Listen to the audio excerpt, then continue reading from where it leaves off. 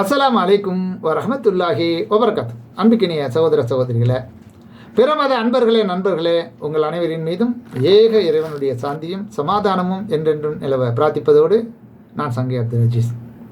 இது மறை கூறும் இறை தூதர்கள் தொடர் காணொலியில் பாகம் 71, நபி இப்ராஹிம் அலைஹிஸ்ஸலாம் அவர்களுடைய வரலாற்றில் பாகம் 10. இந்த காணொலியில் நபி இப்ராஹிம் அலைஹிஸ்ஸலாம் அவர்களின் தள்ளாத வயதில் இஸ்மாயில், இஸ்ஹாக் இருவரையும் அல்லாஹ்வுடைய அருளாக பெற்றார்கள் என்பதை அல்லாஹ் ரப்பல் ஆலமீன் 11வது அத்தியாயம் 69லேருந்து 73 வரலையும், 14வது அத்தியாயத்தில் 39வது வசனம், 15வது அத்தியாயத்தில் 53வது வசனம், 15வது அத்தியாயத்தில் 54வது வசனம், 15ல் 55, 51, 29 ஆகிய வசனங்களில் தொடர்ச்சியாக அல்லாஹ் சொல்லி காட்டுகிறான்.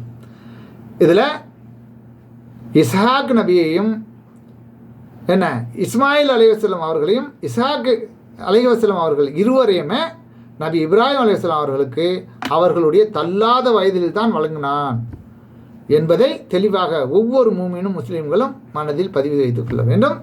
இதிலும் ஏராளமான பாடங்களும் படிப்பினைகளும் நமக்கு இருக்கின்றன. இதை பற்றி அல்லாஹ் ரப்பல் ஆலமீன் சொல்லி காட்டுகிறான். நமது தூதர்கள் இப்ராஹிமிடம் நற்செய்தி கொண்டு வந்தார்கள். எந்த நற்செய்தி? சலாம் என்று அவர்கள் கூறினர். தூதர்னா வானவர்கள் வந்திருக்காங்க, நபி இப்ராஹிம் அலைஹிஸ்ஸலாம் அவர்கள் வீட்டுக்கு வந்து சலாம் கூறுறாங்க.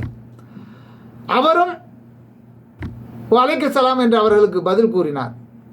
பிறகு ஓடோடி போய் விருந்தாளி வந்திருக்காங்க, மனித ரூபத்தில் வந்திருக்காங்க வானவர்கள். ஓடோடி சென்று விருந்தாளியில் வந்திருக்காங்கன்னு சொல்லி ஒரு காளைக்கன்றை அறுத்து அதை சமைச்சு பொரிச்சு கிரிச்சு கொண்டு வந்து அவங்க வந்தவர்களுக்கு முன்னால் வைக்கிறாங்க, வச்சு சாப்பிட சொல்கிறாங்க. அவர்களுடைய வந்திருப்பவர்களுடைய அந்த வானவர்களுடைய கைகள் உண்பதற்கு அதை நோக்கி செல்லாததை கண்டபோது அறிமுகமற்றவர்களாக அவர்களை நபி இப்ராஹிம் அலைஹிஸ்ஸலாம் அவர்கள் கருதினார்கள். அது மட்டுமல்லாமல் அவர்களை பற்றி மனதுக்குள்ள ஒரு பயமும் தென்பட்டு விட்டது. பயந்தார். அப்போது வானவர்கள், பயப்படாதீர், நாங்கள் லூத் நபியுடைய சமுதாயத்திற்காக அனுப்பப்பட்டுள்ளோம் என்று அவர்கள் கூறினார்கள். அது ஒரே காலத்தில் வாழ்ந்தவர்கள். நபி இப்ராஹிம் அலைஹிஸ்ஸலாம் ஒரு பகுதியிலையும் அந்த லூத் நபி அவர்கள் இன்னொரு பகுதியில் வாழ்கிறாங்க.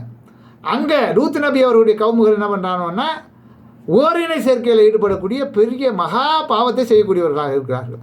அவர்களை அழிப்பதற்காக அல்லாஹ் அனுப்பி வச்சிருக்கிறான். அதற்கு முன்னால் இவங்களுக்கு நபி இப்ராஹிம் அலைஹிஸ்ஸலாம் அவர்களுக்கு வயோதிகமாக ஆன பிறகு ஒரு நற்செய்தியை சொல்வதற்காக வர்றாங்க. அந்த செய்தியை தான் இங்கே குறிப்பிடக்கூடிய செய்தி. இதோடைய மேலதிக விவரங்களை அடுத்த காணொலியில் தொடருவோம். நன்றி.